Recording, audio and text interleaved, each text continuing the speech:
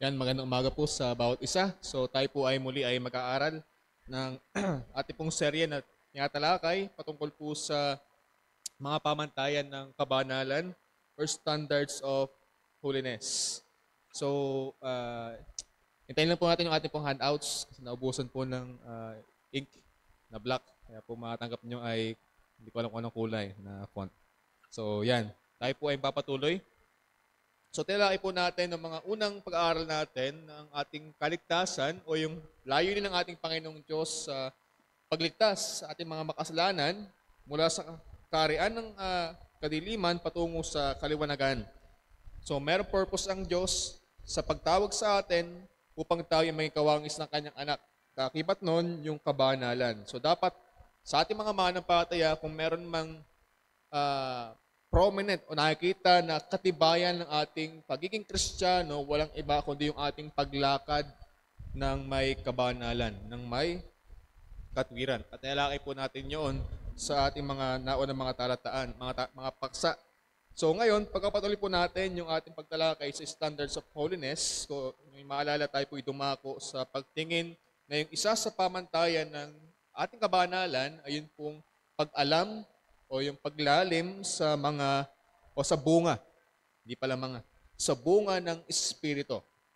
So tilakay po natin yan at ating mabasa yan sa Galatians 5 verse 22 to verse 23 sa sulat ni Pablo. Tinutukoy doon, sabi niya, datapwat ang bunga ng Espiritu ay pag-ibig, katuwaan, kapayapaan, pagpapahinuhod, kagandahang loob, kabutihan, pagkatapat, kaamuan, pagpipigil, at laban sa mga gayong bagay ay walang kautusan. So yun yung matibay na talata na nagpakita sa ating mga manampalataya na tayo ay pinagkalooban ng bunga na ito ng Espiritu at dapat ito'y nakikita sa ating mga buhay. So, tilaay po natin na hindi ito mga bunga, ito ay singular fruit. Isahan ito. Kung bakit ito isang package na ibinigay sa atin na dapat ating tinataglay. So, tilaay po natin yung una, yung tinatawag na grace of love. Yung pangunahing bunga o yung pinakauna talaga na ilagay diyan na bunga ng Espiritu ay yung pag-ibig. Sapagat yung pag-ibig, yan dapat yung maging ugat na motibasyon sa lahat ng iba pang mga biyaya. Yun dapat yung ating maging pamantayan o pinaka-motivation. Kaya tayo ay, kaya ating gagawin yung ibang mga biyaya ating hisikapin itong lumago dahil ng pag-ibig. Pag-ibig natin sa Diyos, pag-ibig natin sa ating kapatiran, at pag-ibig natin sa mga tao. And then, tilakin din natin na yung mga ibang mga bunga ng Espiritu, meron siyang kanya-kanyang, kumbaga, sangay or aspeto na dapat ating pinapalago. Una, yung mga biyaya para sa iba't ibang mga kalagayan. For example, yung ating pagharap sa iba't ibang sitwasyon sa ating buhay. So, napaka halaga na ating maunawaan yung dalawang bunga dito ng Espiritu na angkop doon. Yung gracious joy, yung pagkakaroon ng diwa, ng pribilehiyong dala ng Ebanghelyo, ano man ang ating maging kalagayan. Kagaya ng ating naging pangarap ng umaga. Ano man yung ating kalagayan, meron tayong joy. Hindi ito lamang panlupang kagalakan na pansamantala, kundi ito kagalakan na pangmatagalan sapagat yung ating kagalakan ay nakatuon sa paparating sa Ebanghelyo. And then, yung gracious peace. Ang pagiging nasa tama, kahit nasa gitna ng mga maling kalagayan, yung palaging tayong nasusulong ng kapayapaan sa mga ating sitwasyon.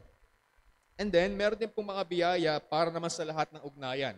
Ito naman yung relational, yung ating pakipagkapwa.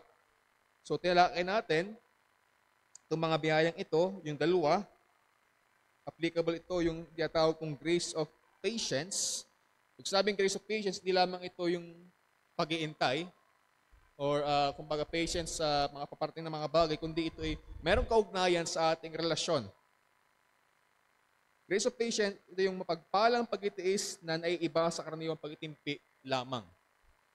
So yun dapat nating kumbaga hasain or lumago. yung pasensyang iyon. Ating titingnan ng motibasyon kung paano ang Diyos nagpasensya o nagpahinuod sa atin. Kahit tayo ay nakaka-encounter ng mga taong nakakainis or kahit paulit-ulit na, yun yung hamon sa atin bilang mananampalataya. Yun yung motibasyon natin. Eh kung ang Diyos nga, na siya talaga yung nag-iisang perpekto, banal, matuwid, ay nagpapayan siya sa atin sa segundo ng ating buhay, sa bawat ating kakulangan at pagkakasala, how much more tayo sa kapareha nating makasalanan na may kakulangan at may kahinaan. And then, yung grace of kindness, dapat nariyan din po yan. Yung mapagpalang kabutihan na higit pa sa pagiging magalang lamang or masayahin lamang o palangiti. So, ito yung mas higit doon. Yung kabutihan pag sa gawa ng mga bagay para sa kapakinabangan ng ating kapwa. And then, ngayon pong umaga, tayo po yung papatuloy doon sa iba pang, dalawa pang bunga ng Espiritu na nakapailalim naman yan sa mga biyaya para sa tipan na pakikisama. So sa community, o so, sa pagkasama-sama, sa church. So, meron mga biyaya kinakailangan para sa pamayan ng nasa tipan. Yung nasa loob ng tipan, meron, kumbaga, nandun yung ating pangako sa isa, naroon yung pagkasamahan, pagkapatibay. So, ang ating makikita, yung tipan ay isang kaayusan na ugnayan na nakabatay sa isang taimtim na panatang tumatawag sa Diyos. So ito ay, kumbaga, kaya ng binabagay natin, parang sa marriage, yung covenant. Na ito yung ating panata or gagawin yung mga bagay nating kayanata, ano man ang mangyari. Tayo man ay nasa mood or hindi, atin itong gagawin. So kapag ito'y sa pagitan ng magkapantay, ito'y kasunduan. Kasunduan lamang yon pagka equal yung bagay na ito. May tungkulin at pribileyo sa bawat panig. Pero kapag ito'y sa pagitan ng Diyos at ng tao, nangangako ang Diyos ng pabor at nanunumpa ang tao ng panagutan or accountability. For example, sabi sa Psalms 25 verse 14, ang pakipagkaibigan ng Diyos ay nasa nangatatakot sa Kanya. So ang Diyos, nandun yung kanyang pabor, yung kanyang pakipagkaibigan sa kanino? Sa nangatatakot sa Kanya. So yun yung pangako ng Diyos, pero merong dapat tayong gawin bilang tao, yung nangatatakot sa Kanya. At ipakikilala niya sa kanila ang Kanyang tipan. At bilang punto, ang mga espiritual na biyaya ng kabutihan at katapatan ay kinakailangan sa isang iglesyang nasa tipan. Ngayon, ito yung dapat yung ating panghawakan. Bilang tayo isang iglesia, tayo nasa isang tipan. Meron dapat tayong mga panata na dapat nating ginagawang ugali or ating pinapanatili. Yung grace of goodness and grace of faithfulness. So ating unahin yung tinatawag pong grace of goodness. From the Greek word agatosune, ibig sabihin, yun po ay isang mapagpala at makadiyos na kabutihan na naiiba sa karaniwang makataong kabutihan. So meron tayong tinatagurian na, for example, yung isang tao, mabait sa atin. So, ito'y naiiba doon. Yung salitang Griego, yun po ay matagpuan lamang sa mga kasulatang Kristiyano at hindi sa mga sekular na literatura. Kumbaga, ito ay biblical word na hindi natin makikita sa makataong mga literatura. So, bilang paglilinaw, ang pagiging makatao ay pagiging maunawain sa kagustuhan ng kapwa. Naunawaan natin yung kagustuhan ng kapwa, yun po ay karaniwang biyaya. Under siya ng common grace. Ang makataong kabutihan bilang karaniwang biyaya ay maaaring magpakita ng kaaya-ayang pagtrato sa kapwa. So yun yung ating makikita doon. Hindi naman natin yun, kumbaga, di-disregard. Pero, subalit maaaring magkaroon ng ganitong kabutihan kahit silang walang panalig o tipan sa Diyos. Kahit makikita natin, kahit sa mga unbelievers, merong tila tayo nakikitang kabutihan. Pero, hindi siya ayon sa tipan sa Diyos. Or kahit wala siyang panampalataya, under po yan ang karaniwang biyaya or common grace. Ang paggawa ng mabuti ay kabaitan, ngunit ang kabutihan ay nakatuon sa kapatiran sa tipan. So, yun dapat natin makita. So, paano natin tutukuyin yung gracious goodness? Yung denominator of gracious goodness, ang pag-ibig ang nagtutulak sa isang tao na maglingkod upang kalugdan ang Diyos. So ito, hindi lamang ito nakabatay sa ah, tao na ating gagawa ng kabutihan, kundi yung ating paggawa ng mabuti dito ay dahil ng ating pag-ibig. Nandun yung ating motibasyon upang kalugdan tayo ng Diyos. Naroon ang ating motibasyon ay ang Diyos, kaya tayo gumagawa ng kabutihan. Una, for example, sa pakikisama sa Ebanghelyo, na batay sa iisang kaligtasan. Nandun yung ating pagkakapare-parehan nito, pagiging kabahagi nito. So, dapat naroon yung ating, kumbaga, pagkakaisa or pag-ibigan. Yung po itiutukoy ng Ephesians 5 verse 7 to 10. Meron pong paalala si Pablo sa mga taga-Epeso na huwag silang makibahagi sa kanila. Tinutukoy dito yung mga taong masama at hindi lumalakad sa liwanag ng katotohanan ng Diyos. Huwag kayong makibahagi sa kanila sapagkat noong panahon kayo nasa kadiliman, datapwat ngayon kayo'y kaliwanagan sa Panginoon. Magsilakad kayong gaya ng mga anak ng kaliwanagan sapagkat ang bunga ng kaliwanagan ay nabubuo ng kabutihan at katwiran at katotohanan na inyong pinatutunayan ang kanlulugdan ng Diyos. Ngayon, pagka tayo ay iniligtas ng Diyos, tayo ay isinama sa kalipunan ng mga manampalataya ng iisang karanasan ng kaligtasan, makikita natin na ito yung pinuputol nito ang kaya-ayang paikisama sa kadiliman upang tayo makabilang sa paikisama sa tipan. Bilang punto, ang kabutihan sa pagitan ng mga membro sa pamayanan ng nasa tipan, yan po ay bunga ng kaliwanagan. So kaya naman tayo meron paikisama sa bawat isa. Sapagkat tayo ay iniligtas ng Diyos sa kadiliman at tayo mga nasa liwanag, tayo yung ngayon yung dapat magkakasama. Tayo dapat yung nagkakaisa. Tayo dapat yung mas sigit na nag-iibigan.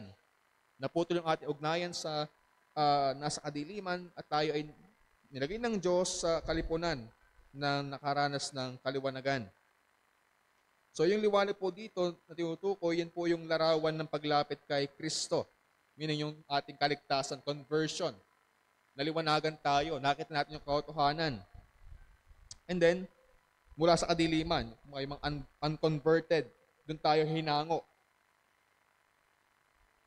So ang kabutihan ay laging kasama ng katwiran at katotohanan.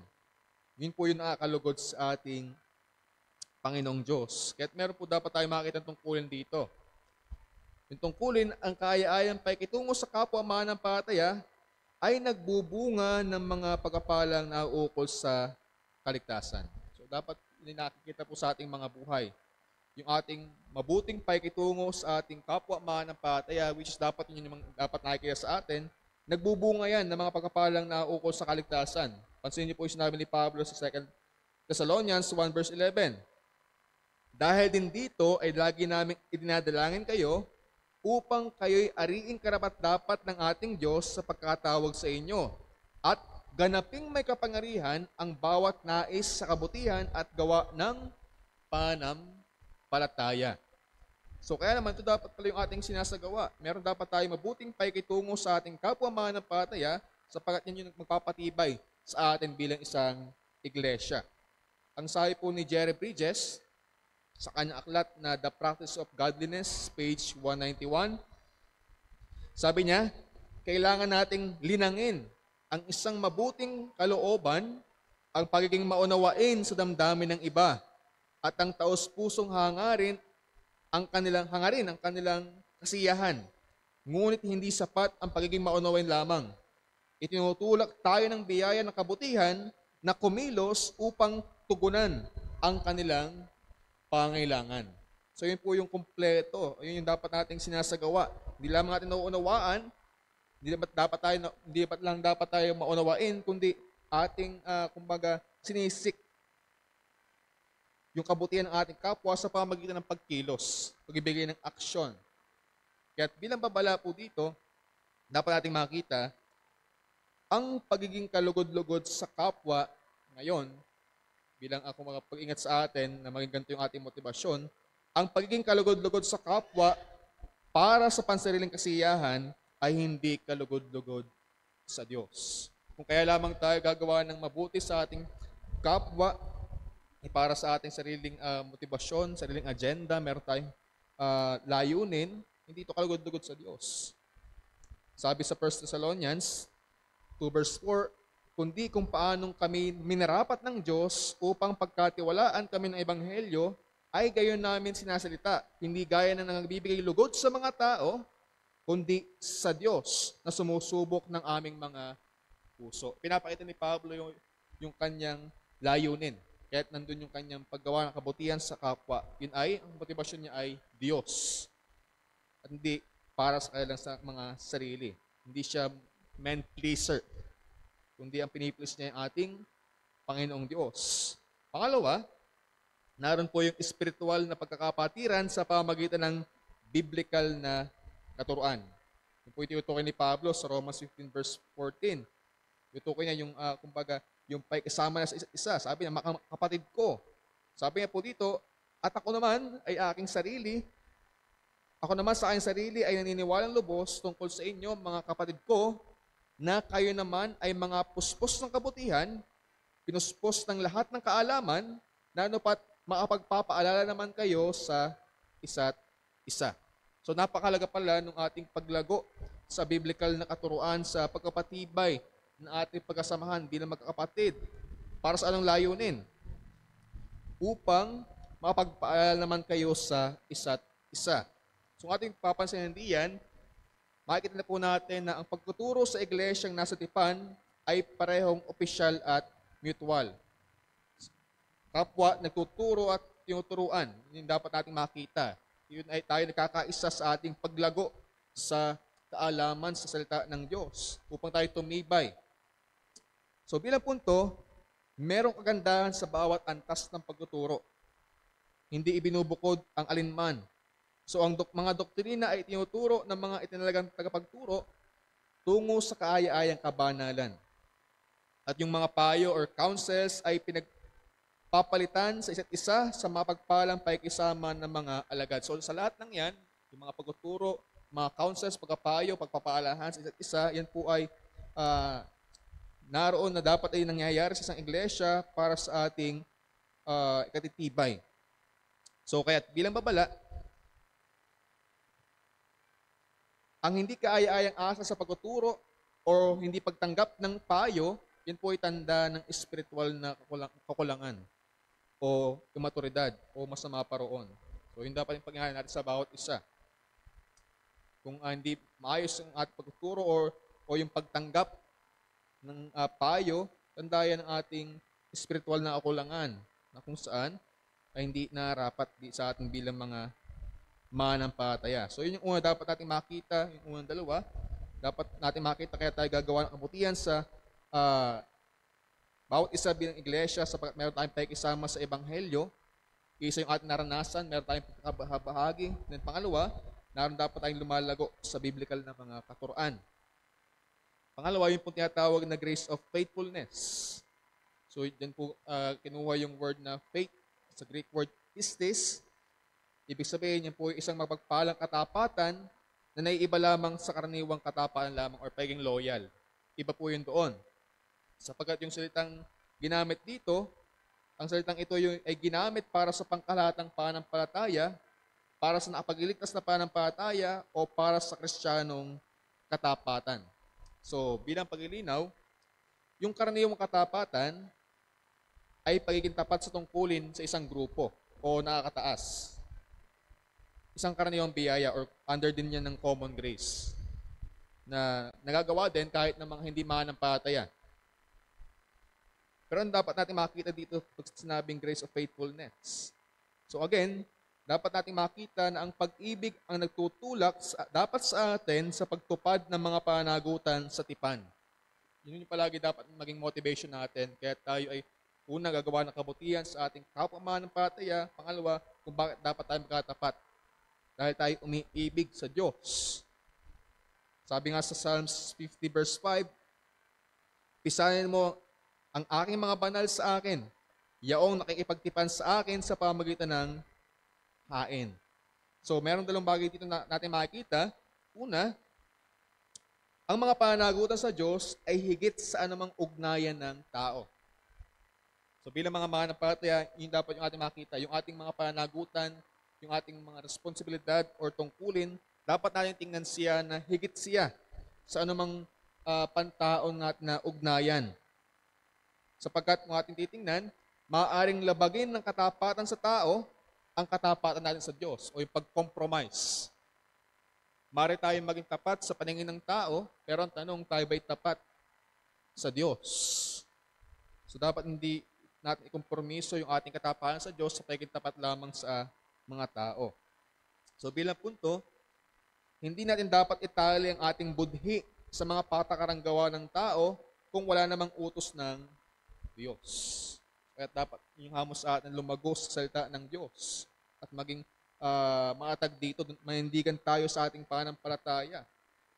Kasi bilang wala, maraming tumalikod sa katapatan sa Diyos dahil sa pagkiling sa ugnayang makatao. For example, trabaho, or kaya naman ay pamilya dahil mas sikit naroon na kahit maukompromiso yung ating pananampalataya dahil gusto natin maging tapat sa ating relasyon mga pantao, no conformation naman yung ating katapatan sa Diyos. So, hindi dapat gayon. Meron man dapat tayong pagtapatan, una ay ang ating relasyon sa ating Panginoong Diyos. Pangalawa, ang pagiging membro sa iglesia nasa tipan ay nangangailangan ng katapatan sa tungkulin. Yun yung bilang paalala muli sa atin. Na dahil tayo ay membro ng iglesia nasa tipan, tayo ay pagtipan sa isa't isa, meron tayong tungkulin sa isa't isa. Meron tayong tungkulin bilang kabahagi ng iglesia na dapat nating makita. Hindi tayo simple lamang na umanib and then wala tayong anumang kumbaga sense na ng paikisa sa bawat isa. Pumasok tayo sa tipan, meron dapat tayong panata na tungkulin na ginagawa. So ang karaniwang pagtingin sa pagiging membro ng iglesia sa kasalukuyan, ito'y nakakalungkot, wala ng tipanan. Kaya naman, sa maraming mga iglesia, yung pagpasok sa church, pagka naroon na meron lamang naging konting tampuhan, may nangyari lang simpleng hindi pagkaunawaan, o may nakita lang na ayaw niya, nandun agad yung pag-alis sa iglesia. Kung mababaw yung pagtingin sa pagiging kaalam ng iglesia, hindi ganon. Tandaan natin na tayo pumasok sa tipanan. Nandun na, kagaya sa marriage, sa hirap at ginhawa. Nandun na tayo ay magpapatuloy. So, at bilang punto, bagamat voluntaryo ang pagsapi sa iglesia, ito'y nagiging tipan pagka ikaw ay nakapasok na. Meron kang tipan kapag nasa isang iglesia na. Kaya naman bilang babala, ang makamundong panahon sa katapatan ay pumipigil sa maraming Kristiyano na maging tapat sa iglesia. Kapag mas sigit nating pinahalagahan yung ating mga makamundong mga ginagawa, yun yung umaagaw sa atin upang maging tapat sa iglesia, which hindi dapat mangyari sapagkat tayo meron tipan sa isa't isa. Ang sabi nga ni Pablo sa kanyang sulat kay Timoteo sa 1 Timothy 3:15, ngunit kung ako'y magluwat ng mahabang panahon ay upang maalaman mo kung paano ang dapat sa mga tao na ugaliin nila sa bahay ng Diyos na siyang iglesia ng Diyos na buhay at haligi at suhay ng katotohanan. So, bagaman si Pablo ay hindi naroon yung kanyang pagpapaalala kay Timoteo tungkol sa maging pag-uugali nawa ng mga miyembro ng iglesia. Kanyang pagdiinan doon na dapat merong kaayusan, merong nandun yung accountability nila, merong pagkasamahan, merong pagkatapat sa isa't isa, sapagkat tayo ibinilan sa iglesia ng Diyos. Tinukoy niya dito na buhay at haligi at suhay ng katotohanan. So dapat nandun yung ating pagkatapat sapagkat tayo ay nasa tipan. Kaya't bilang hamon, sa isang mundong makasarili, magningning nawa tayo sa kabutihan at katapatan na bunga ng buhay sa tipan. So bagaman sa ating mundong ginagalawan, nagiging normal, nagiging makasarili, pero bilang mga mananampalataya, dapat mayroong kaibahan. Bilang naliwanagan nakakilala sa Diyos, dapat hindi tayo makiayon sa kanila. Hindi makiayon tayo sa salita ng Diyos. Mapakita natin yung biblical na kabutihan at biblical na katapatan na siyang bunga ng buhay sa tipan. Sa ating paipagtipan sa Diyos at paipagtipan sa isa't isa bilang isang iglesia. So, yun po tatapos ang atin pong lesson muna ngayong umaga. So, kung meron po kayong